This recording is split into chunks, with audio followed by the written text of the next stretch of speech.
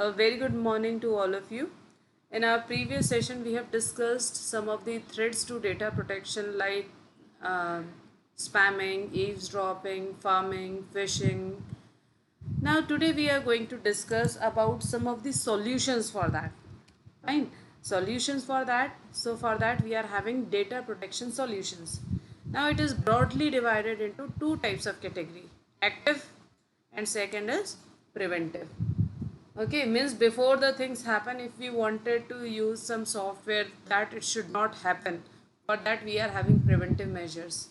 And active measures are generally done with the help of installing some sort of softwares, so that if any threat is there in your system, or if anything happened, then how it is going to actively take part, or how it is going to actively remove the threat from your system.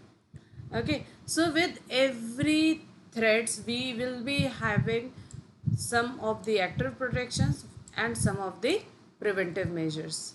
So let's start with all these. Now the very first thing is solutions to viruses, adware and spyware.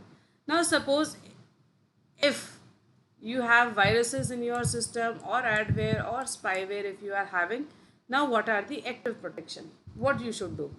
Okay, the very first thing is you should use antivirus and anti-spyware software. This is the very first thing. If antivirus software is there in your system, it will not allow virus to enter in your system. Okay, similarly, if anti-spyware is there, it will not allow spyware to install in your system. So you should have these in your system. Then next is download updates regularly. It should not be like that once in a year you have installed antivirus or anti-spyware and you are using that one only throughout the year. No, you should update it regularly, because see, so many new viruses are there, so many new spywares are there. So our system, or we can say our software, must be up to date. Okay. Then next we are having is run frequent full system scan. See, either it depends upon your frequency of using the system, that how much internet you are using, how many external devices you are using. On the basis of that, you should actually perform your full system scan. Okay, if you are a very frequent user, then you should use the full system scan regularly. If you are using your system rarely, so in that particular case you should make some time and where you can actually perform this particular task. Then preventive measures, what things we should do? Okay, the very first thing is keep your system up to date. Now see, software download updates regularly is different, and keep your system up to date is different thing. Now what is the meaning of this? That see, our system means like our operating system, for example Windows, Unix, Linux, so that we should keep on, because see, some of the protection measures are given in the operating systems also. So our system must be up to date. Second is use caution when downloading files to the internet. See, whenever we are downloading anything from the internet, we must be careful. If we know the if we trust that website, if it is secured website, then only we should download the informations or the softwares from the sites. Otherwise we should not download the softwares or any program or any file from the website. Then second is be careful with the email. Now see, when we talk about email, maximum viruses we are getting through the emails only. Okay, because so many spam messages are there, so many ads messages are there. We don't know the users, we don't know the account holder, and we simply open that email. Sometimes some attachments are there and that we are downloading, and maximum times in that attachment only so many what to say viruses are there. Okay, so we must actually take care whenever we are downloading, whenever we are opening any email. If we know the person, then only we should open the email. If we don't know, then simply we should discard that particular email. Okay, and last is disable cookies if possible. In our previous session we have discussed about cookies. Okay, what it do, uh, it keeps your information of your like your habits when you are surfing on the internet. But if you will disable cookies, it will not keep your information. Okay, so actually you should use like what type of information you are surfing. If you are using banking based websites again and again, or if you are using any untrusted websites again and again, better is to keep your cookies off. Okay, if your cookies are off, so your personal information will be not stored in the cookies, and it will be not sent by the browser to the server part. Okay, now the next thing is solutions to spam and eavesdropping. Okay, now what is the solution for the spam and eavesdropping? Very first, active protection is use anti-spam software. So see, if anti-spam software you are having, it will filter these spamming mails. It will not allow those spamming mails to enter in your system. So this is the first thing that you should use uh, anti-spam software. Now see, generally when you use anti-spam software, there are two methods to get rid of the spam. First is what we can do. First option is sender filter. Okay, this is the first option, that is sender filter. Now what we do in this, we can filter that which type of sender we wanted to approve. You can filter that. Okay, once the senders are filtered, so only from those persons you will be getting the mail, and other persons you will be, means you have to approve basically. Okay, that how many senders, means you have to approve the list of senders, and then only that will be allowed to enter in your system. And second we are having is the keyword filter. Okay, second thing we are having is the keyword filter. For example, if I am interested in computer field, so what I can do, I can write the keyword of keyword filter. Okay, if I am mentioning with this, so what happens then, if any ads are also there based on computer, so I will be able to receive those messages because it was my interest. So I can decide on the basis of anyone that how my anti-spam software should work, on the basis of sender filtering or on the basis of keyword filtering. This is what we can decide. Okay, then next we are having is preventive measures.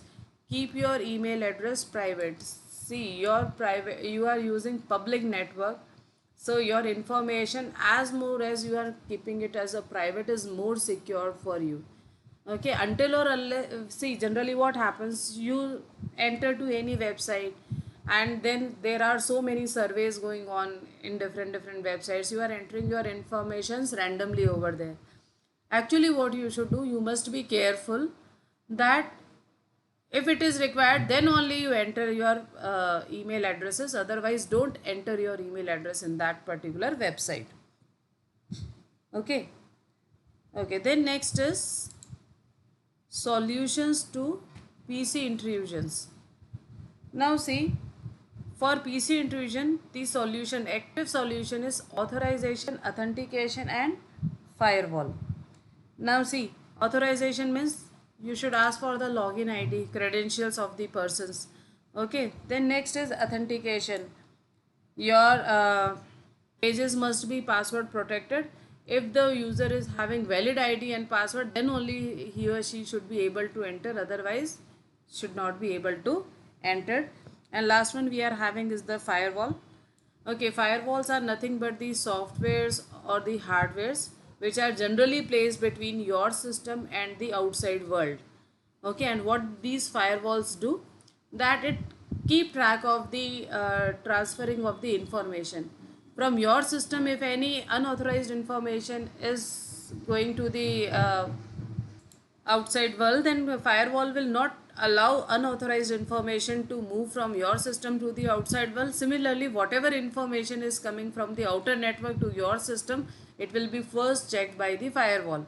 If it is authorized information, then only firewall will allow that information to enter in your system, otherwise no. Okay, then preventive measure, use proper file access permissions when sharing files on the internet. Now see, when we talk about permissions, there are three important permission. First is your read permission, then your write permission, and then your execute permission. These are the three types of permissions given. Now you can see I have written all these things actually. Now when we talk about permission, as I said that we can give three types of permission. First is read, write and execute. Now see, what is the meaning of read permission? If you are giving this permission to anyone, so that person can only read the file or the information, cannot write and cannot execute that particular file. Okay, then second one is the write execution, write permission, sorry. So in that particular case, a person can edit and write into the file. Okay, remember both the things, means the person can edit, means make changes in the existing data, as well as can write new data. And last one we are having is the execute one. In this particular case, the person can execute the file also. So these three are the type of permission that we can give to the users. Now when we talk about users, there are three types of users basically given. First type of user is the owner. Owner means the owner of that particular file. Okay, then second one is the group. Now suppose this is nothing but the owner, and along with the owner a group has been created, and then they can share the file. And last one is the others. It means all the other users. So like when we have to give the permission, we can decide like this, that read permission is given for the others person. Okay, similarly write permission is given for the group, execute permission is given to the owner only. So like this we can decide, or all three permissions are given to all the three types of categories of users. So like this you can decide like which type of permission you wanted to give to which type of users. Okay, then next is disconnect from internet when away. See, when we don't require internet, we should not use internet. If it is required, then only you should go for it, otherwise you should disconnect it. Okay. Okay, then next is solutions to phishing and farming attack. The very first solution given over here is active protection is take the computer offline. See, again the same thing. If you are not required to use system, you should turn off the internet. You should not use internet until or unless it is not required. Then second is backup all files on the hard drives. See, again it depends upon how much important is your data or how much vital information you are carrying. On the basis of that, you should keep the backup. Okay, if you are keeping the backup, and remember one thing, always we should keep backup at the remote area. Means remote area means it should not be like that in your computer only you have created one file of the backup and then you wanted to use it later on. See, suppose if by mistake your system is crashed, then all the files will be erased. So there will be no use of having the backup with you. So what you should actually do, that you should keep your backup somewhere separately in any of the remote location basically. Okay, or you can, now these days you are getting the facility that you can use the cloud computing. You can store it on the server and then you can use it wherever you wanted to use it. Then next is list the informations given to phishing scammers. Now this is what you should do, that that you should keep track of the informations that you are giving time to time. For example, your passwords. Okay, you should change it regularly. Similarly, if you have any cancel credit card, so password of that. And you must be very very very cautious for all those things. Okay, you should not use the compromised computer to contact agencies, because using the same device may open users to the risk of a freshly installed keylogger which can record a new password as well. So actually you should be careful. Okay, that which softwares you are using, in which software or in which particular site you are entering your information. Then again, very common thing, run antivirus softwares. Okay, your antivirus softwares are having so many features, so they are having features of checking for the phishing and farming also. So you should run this. Then next is contact credit agencies to report any possibility of identity theft. Now see, in case you feel like that identity theft has been occurred, so in that particular case you can contact the agencies for the same. Okay, Okay, then next is preventive measures. Don't open emails from unknown sources. I hope this is already clear. We have discussed this. Then check the security guidelines of websites. See, whenever you are opening any website, you must know that how much secure it is. So sometimes websites are also giving their security guidelines. So you must check it first. If you are okay with that, then only you should enter your data in that websites. Otherwise, don't use the data in the don't enter the data in your websites. Then type the links in the browser. See, this is again important thing. Generally what we do is like we simply copy and paste the links. Okay, instead of copying and pasting the link, suppose if the link is new for you, what you should do, instead of copying and pasting, you should type the link. It avoid chances of phishing basically. Okay, so you must take care of this. And then last is, when in doubt, do not click. This is the most important thing. When you are having the doubt, when the source is unknown, you should not click. You should discard that particular page. Okay, then last one, that is firewall.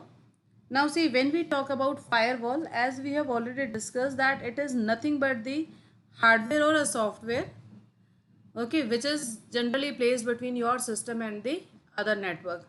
Now for the definition wise, it is given, a firewall is a network security system, either hardware or software. Okay, remember, it can be both, based that controls incoming and outgoing network traffic based on set of rules. So actually we are deciding the set of rules. On the basis of that, it will check incoming and outgoing messages or the informations. Types of firewall, two types are there, as we have discussed, that hardware or software. So it may be your software based firewall, or it may be your hardware based firewall. Okay, so basically what you have to understand, that if it is a software based firewall, it is generally associated with the operating system basically. So where you and it protects your system from outside attempts to control or gain access. And depending upon your choice of software firewall, it could also provide protection against the most common Trojan programs or email programs. So what you have to understand, that it is taking care of all these things. Trojan horse, then your email worms, it is checking. So that if from the network, if it is entered in your system, firewall will not allow it to enter in your system actually.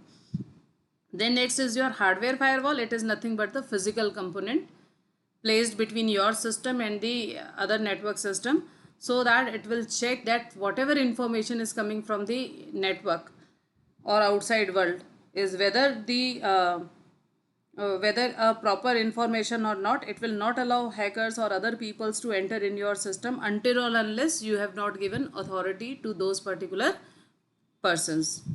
I hope this is clear to you. Okay, remember one thing, that we have completed chapter number 12. In our next section, I will be giving you some of the question answers. That is basically your homework that you have to do. Okay, thank you so much and God bless you.